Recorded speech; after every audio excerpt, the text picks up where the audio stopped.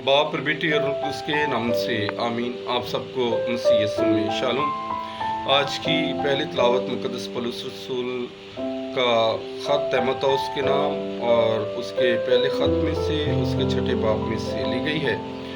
आज की पहली तिलावत में चंद सुनहरी असूल बयान किए गए हैं जिन पर ज़िंदगी गुजारना हमारा फ़र्ज़ है जब हम मसीह पर ईमान रखते हैं। तो वहाँ पर लिखा है कि बहस व तकरार जो है ये लड़ाई का बाइस बनती है।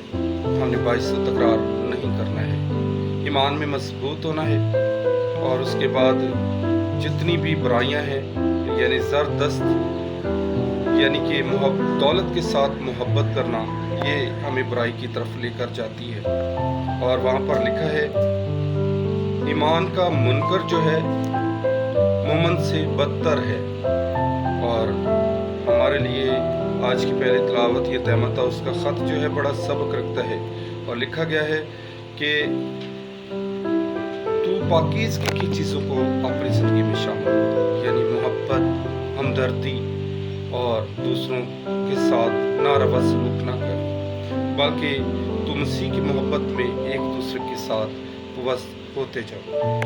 और ये अमानत जो है तीमुथियुस का ख़त जो है कलीसिया के नाम, ये पौलुस रसूल जो है तीमुथियुस को अमानतदार समझकर उनके हवाले करते हैं और कहते हैं कि तुमने अमानतदार समझकर मसीह यीशु के हुक्मों को कलीसिया तक लेकर जाना है और ताकि कलीसिया मसीह यीशु के हुक्मों पर और मसीह यीशु की मोहब्बत में हमेशा बढ़ती चली जाए।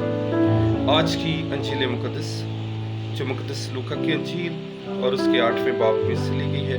आज की अंजील मुक़द्दस में तमसील बयान की गई है और वो तमसील है बीज बोने वाले की। अक्सर दफ़ा हमने ये सुनी है, लेकिन इस तमसील के अंदर फितरत यानी कुदरत और इल्म यानी तालीम और ज़रात तीनों एक ही जगह आकर मिल जाते हैं।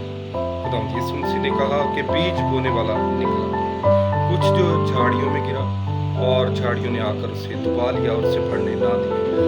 कुछ जो है चट्टान पर गिरा और जब चट्टान पर गिरा तो चिड़ियों ने आकर उसे चुग लिया।